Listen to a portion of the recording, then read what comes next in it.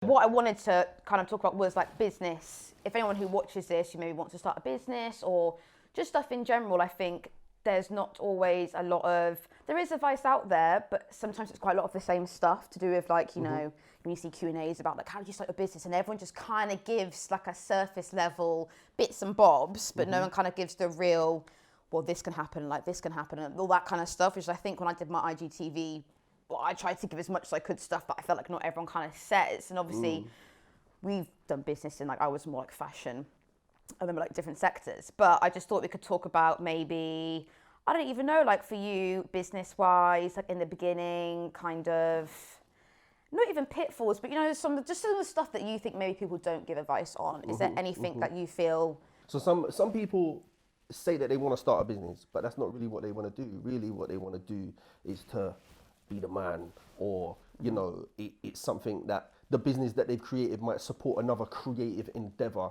that they might be passionate about and want to do. And it's good though, because like a business without passion is dead, 100%. But you need the balance. So sometimes people will start a business with all of this creative energy and none of the business sense. Do you know what I'm saying? And I wouldn't say know-how, because you don't know what you don't know. Yeah. But you definitely need some business sense somewhere along the line. Yeah. But I actually think it's good if it starts with passion. Yeah, yeah. I think as well, do you think social media has, I feel like being an entrepreneur and having a business is like a new thing that like if you don't, then you're looked at kind of weird.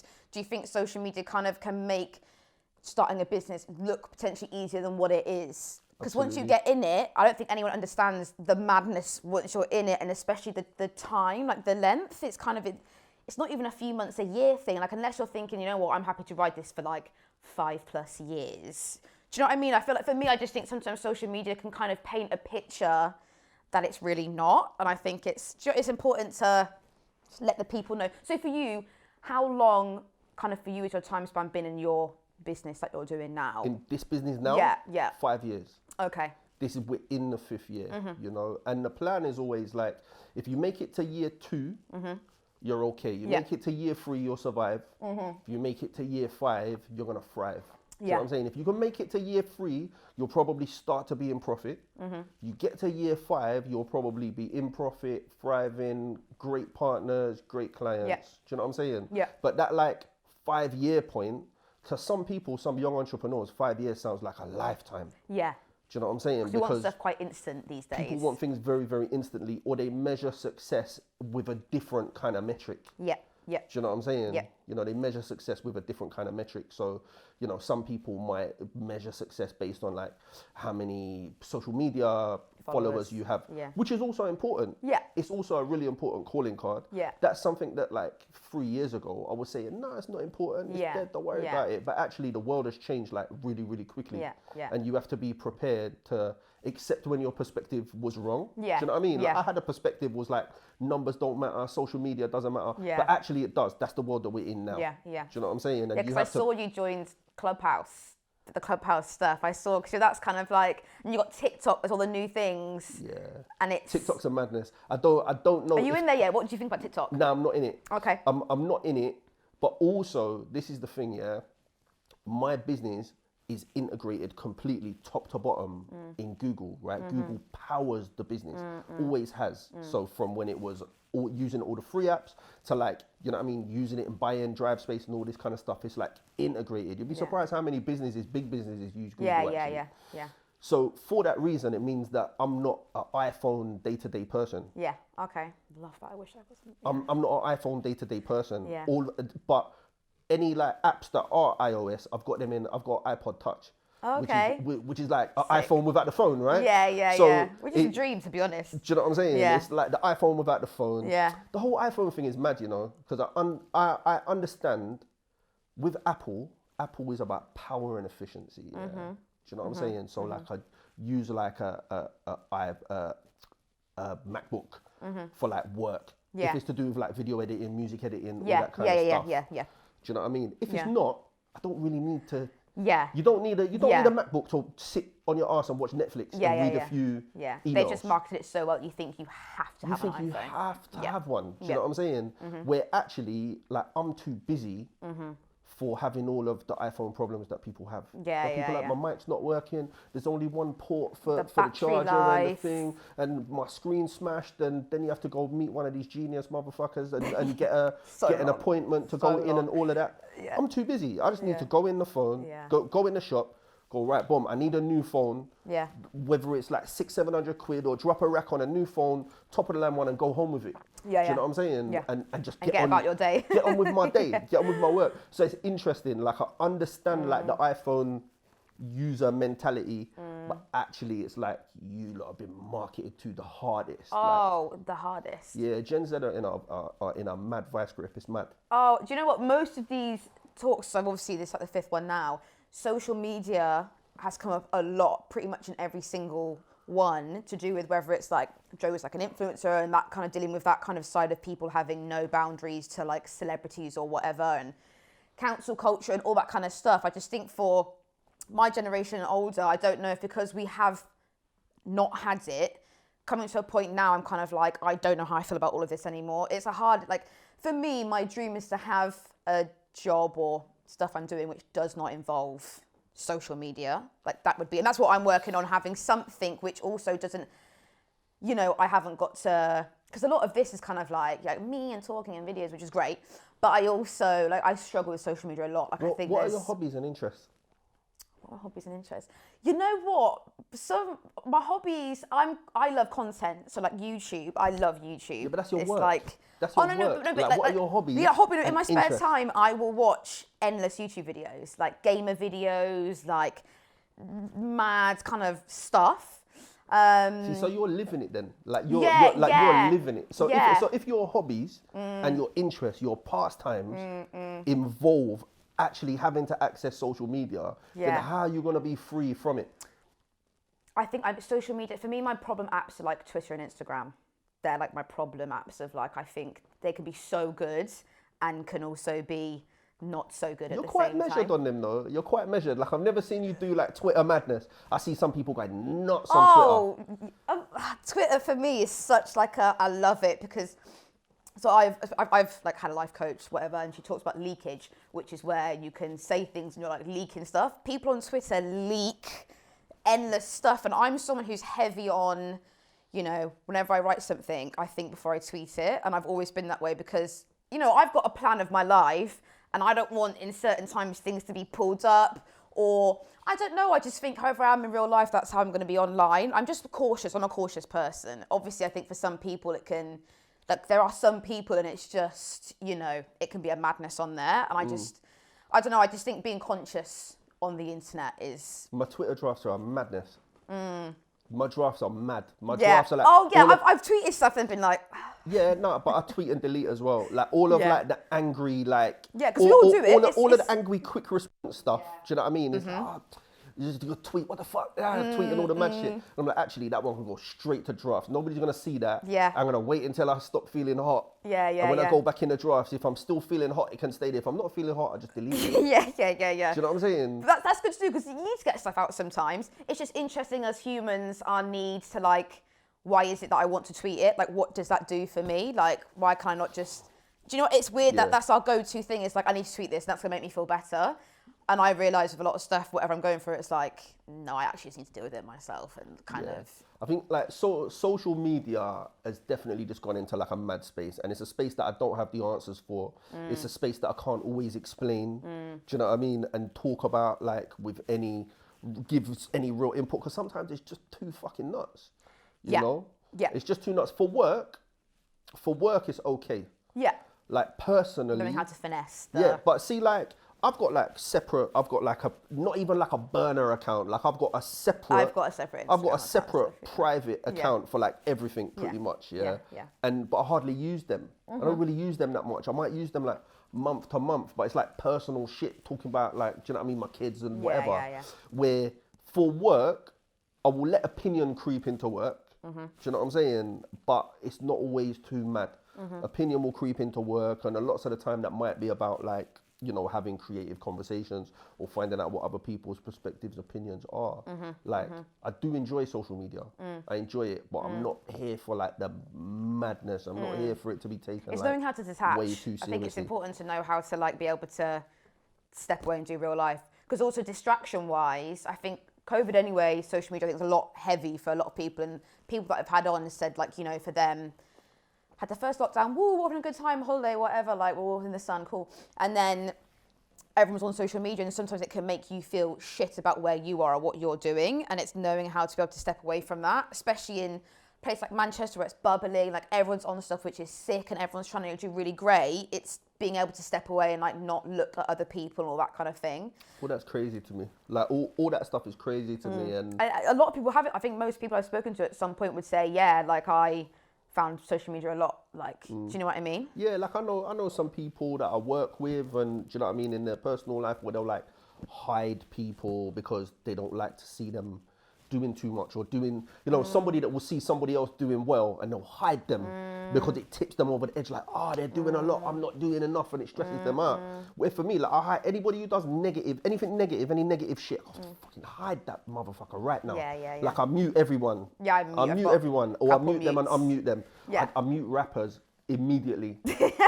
If you're a rapper and I follow you, I've turned off your retweets, and the minute you tweet some weird shit, I'll mute you immediately. But then if I feel like I might miss like your mixtape or your new track or whatever, I'll unmute you. Yeah. I'm on that. I think it's... That's important though. Do you know what? Yeah, there's a poet, Saul Williams, that like I've been following him for a long time, my whole life, right? Do you know what I mean? I'm a lot older than a lot of you lot as well. But Saul Williams, I saw a video some years ago, and it was a really like, it stuck with me, yeah. And he was going like, listen, your body, if you don't control your diet, you'll get sick. If you don't have a balanced diet, if you have too much sugar, too much salt, too much carbs, too much meat, whatever it is, the diet that you put in your body will make you sick, or it will make you sluggish, or it will make you feel some type of way physically. Like, your mental diet is about information. So the information that you take in, your mental health depends on it. So if you're taking in too much negative stuff, you're going to start to be impacted in some way. You take in, you know, stuff where everything's a meme and you're taking nothing seriously, you're going to be impacted in some way. Like, whatever it is, controlling your information diet is as essential as controlling your physical health diet, right? So I'm very like committed to that. Very, very committed to that. Where I'm like, if it's too negative, that's key. I'm hiding words, I'm hiding hashtags, all of that, especially on Twitter. Yeah, I think it is. It's, which I didn't probably do until about a year ago. Actually, I was just following, you know, whoever and anyone, and the Kardashian this, and just whatever the hell, just everything. It's customizing your online space and not feeling bad about muting whoever. That's okay. It doesn't mean you don't rate that person or whatever. It's whatever space you're in. Customize the online thing to work for you, because otherwise you kind of become its bitch. Like social media, do you know what I mean? You become the victim of it. It's like being in control of your own stuff, but I don't think everyone even knows or acknowledges that they need to take that step to do that, and that's when you can just get sucked into the whole. But this is the whole thing though, like the line between what's real and what's not. And I understand it for some younger dons, like they've had it in their life their whole life. So it is real to them. It is a real, like, virtual DNA calling card of who they really are in real life. Yeah, second nature. But then there are some people that, like, I love them in real life, I hate them online. Yeah, fully get that. I feel no ways going, you know what, I can't follow you online because it's mad. It's too mad for me. I like you in real life, but this is fucking, whatever's going on in your head is nuts. I don't need to be in your head. Yeah. Do you know what I'm saying? Yeah. So it's that line between what's real, what's not, who people are online and who they are in real life. Those lines don't have to be drawn. But if you I feel like I'm very happy to draw those lines and go, you know what, like, this isn't everything. Yeah. But I feel like the past year has helped people work out what is important and what isn't. Yeah. You know, things that they thought were super important, they realized aren't at all. It's definitely given like the clout kids nowhere to hide. Like lots of the, do you know what I mean? Lots of the kind of. When you say clout kids, what's your what is that? What is clout kids? Like the kind of hype beastie, clouty, you know, people that like have big personalities online, Instagram's everything for them, new clothes are everything for them. Yeah. All of a sudden, like when the opportunity to be in social scenarios and create content, take photos, make videos. Yeah. I've been taken away from some yeah. of those people. Yeah. They're either at home. So like, look, some of these like dons that like work for big brands and have these like apparently amazing careers. Like some of them are paying like a rack a month to live in a 6-person house share in East London. Yeah. Do you know what I'm saying? Like their life isn't sexy outside of the internet. Yeah. So when you take away the opportunity for them to curate a lifestyle in social scenarios, lots of them were just at home going raw, like this is life. This is it. Yeah, everyone had to face themselves a bit. I think you had to face yourself. You couldn't run from yourself. Absolutely. In the last year. Yeah. And again, people who've come on have said they had to kind of. I think a lot of people. Well, just like certain people, I think, beforehand, especially I think with, let's say, going out, doing the most, maybe I think it's helped a lot of people had to focus. So like I had KSR on here and he was saying like, let me apply, do the most, but this time made me actually like, I'm on this now, this is what I need to do kind of thing, because I do feel like, which is a sick thing in Manchester, I think Manchester's a good place because everyone kind of knows of each other and like, it's making connections and that's really good and stuff as well. And we're all friendly and like, I think going out wise, for me, a lot of people I saw, maybe the focus wasn't there. And sometimes that side of like going out, drinking, drugs, all of that can be a real big distraction for some people and sometimes can be the downfall of people as well. This is what Manchester. I've seen. This is Manchester. Like I've seen, like I've lived in this city for nearly 20 years and I've seen like many people with so much promise get sucked into like the party machine, right? And kind of all of their potential vanishes. There's only so many years you can do like stay awake for 2-3 days and do all of the drugs and drink all of the drink or do all the edibles, because you know what, you might feel like you're having the time of your life, but actually the time is just vanishing quick.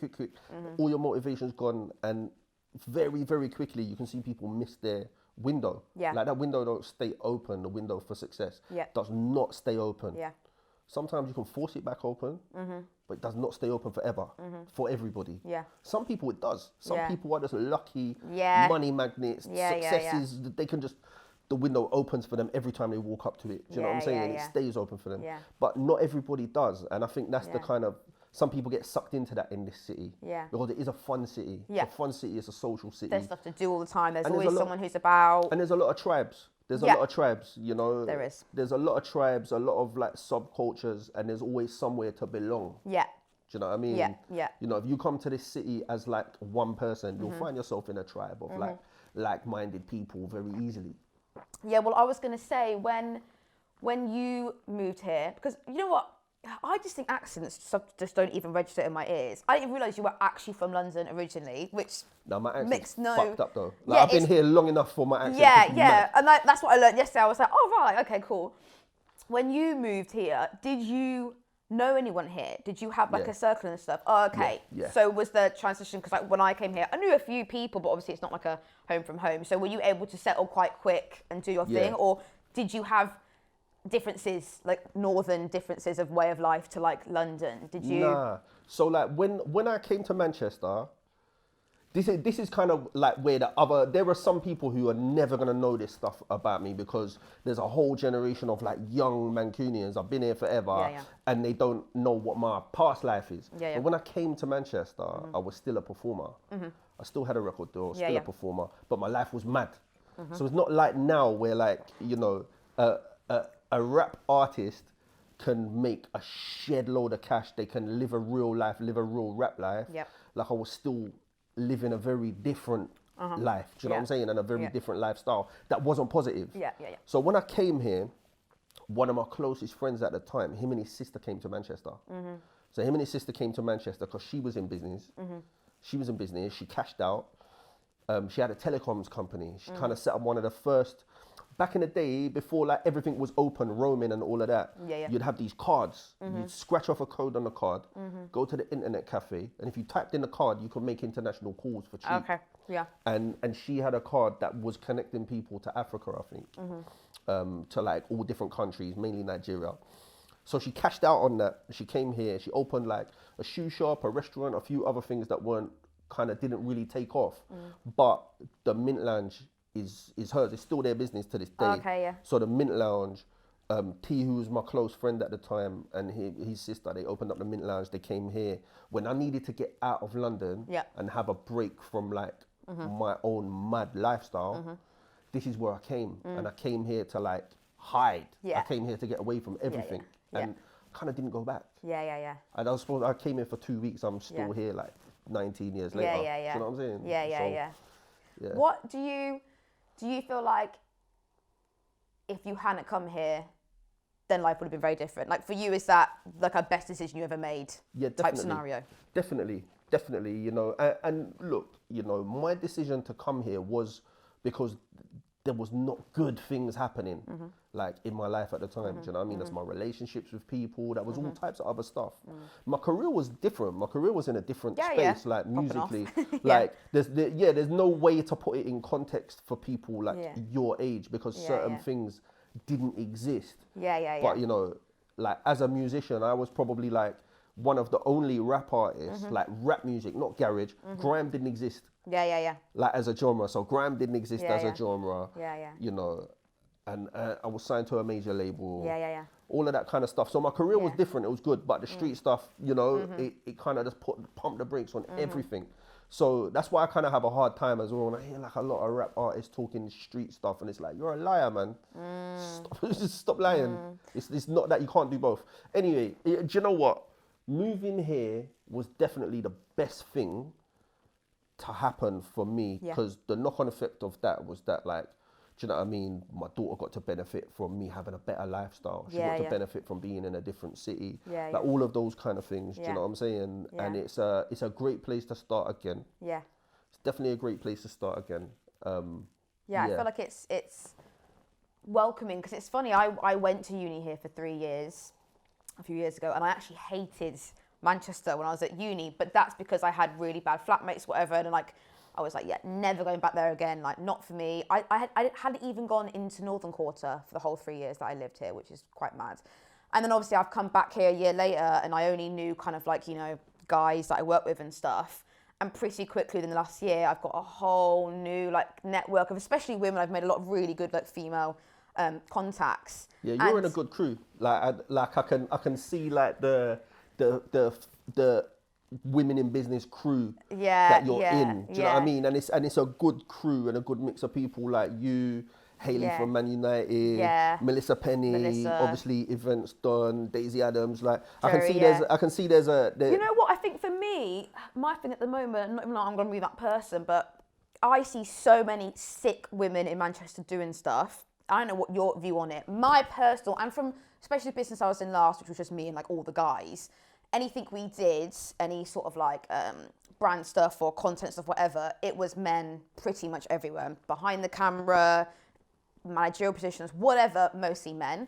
And then I know so many sick women, and I do think there are opportunities in Manchester for them. I don't think as much, or I don't think the spotlight gets shone as much, which is number one why I had so much respect for you as well when, you know, like Melissa, obviously, like you mentor and work with her, and Daisy and stuff, like pushing women, because I don't necessarily, personally for me, see that as much. So that's why I think luckily, because I've been able to, in the position I was, kind of meet lots of different people, my friends, they now are friends with my other friends that I had, and now like Melissa's now friends with this person. It's kind of setting up a bit of like a women's like network, which is kind of what I want to do, because I think there are loads of people, from like graphic designers to photographers to musicians to all the DJs, to Victoria Janes, and you know, all of this. And I just think that's one of my things now, is to kind of push that as much as possible, because you know, a lot of the, you know, big brands out of Manchester or collective groups, a lot of them are men, like, you know, the rap artists that are popping up. It's mostly the guys, I believe, that kind of get the spotlight. Do you think it helps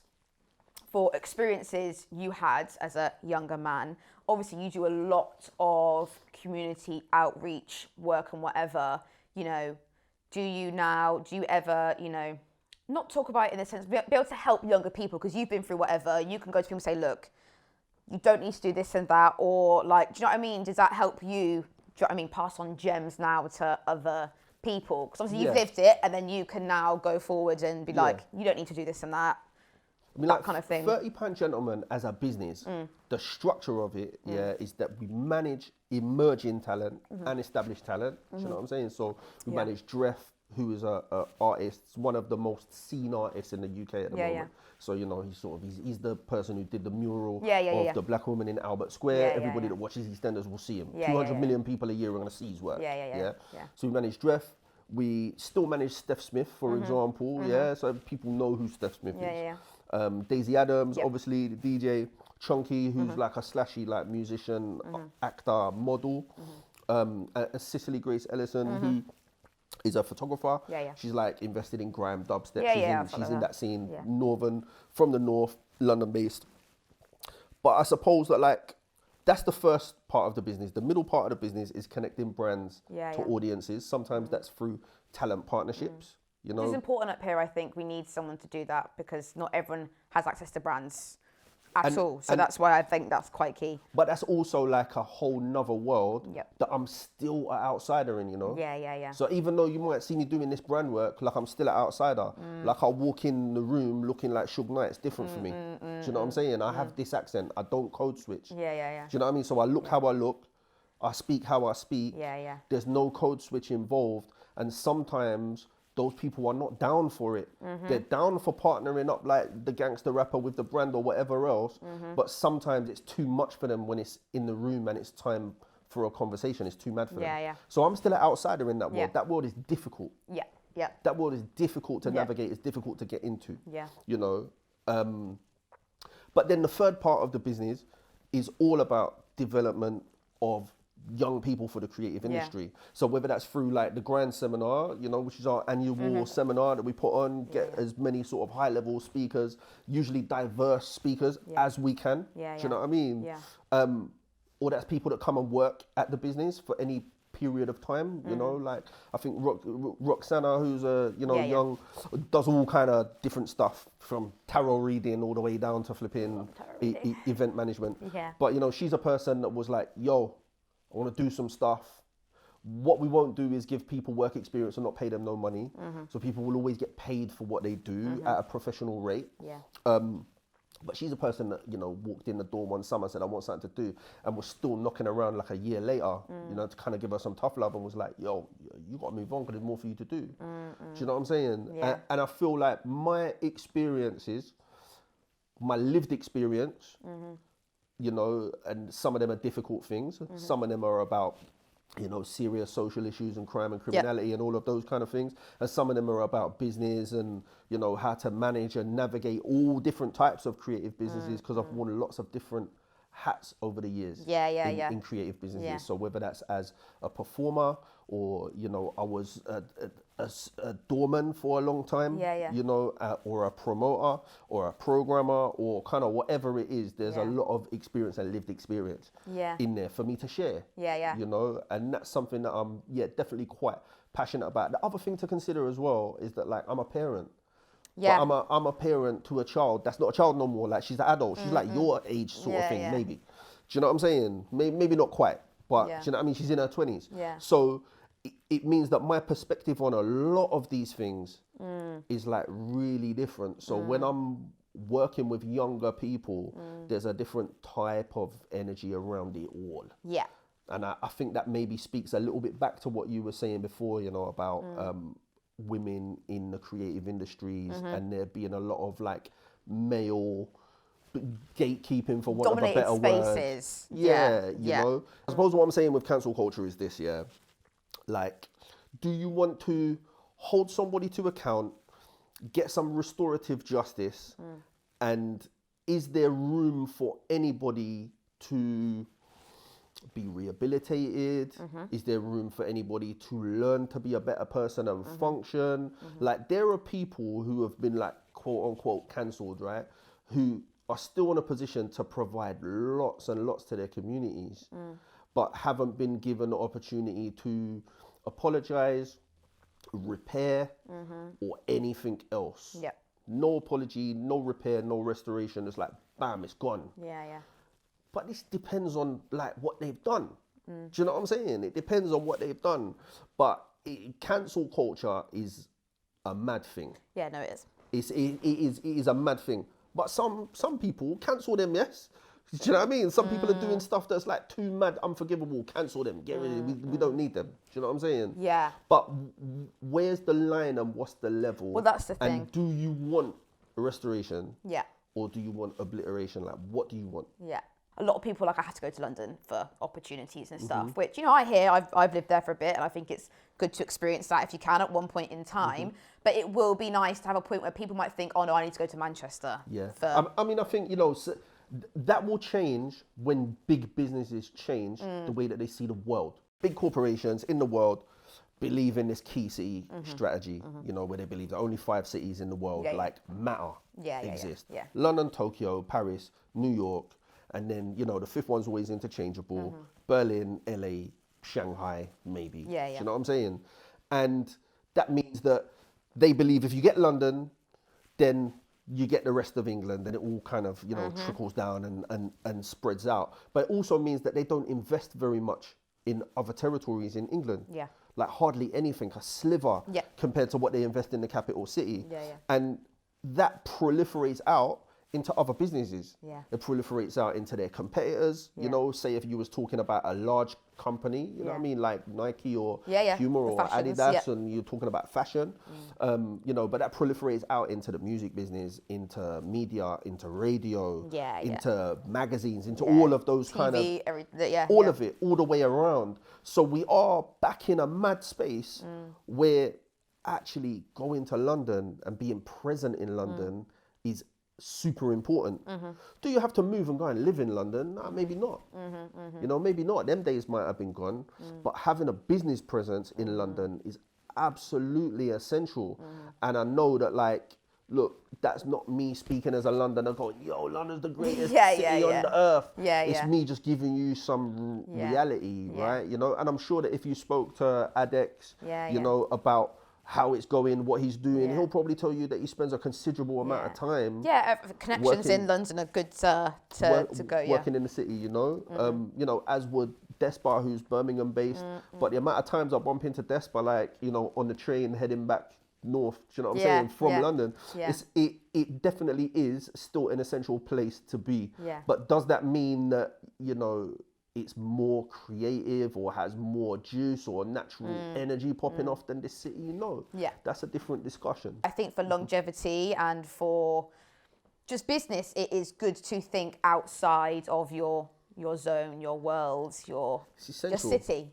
It's essential, if you only focus on the territory that you're in, you're only going to have that share of the market.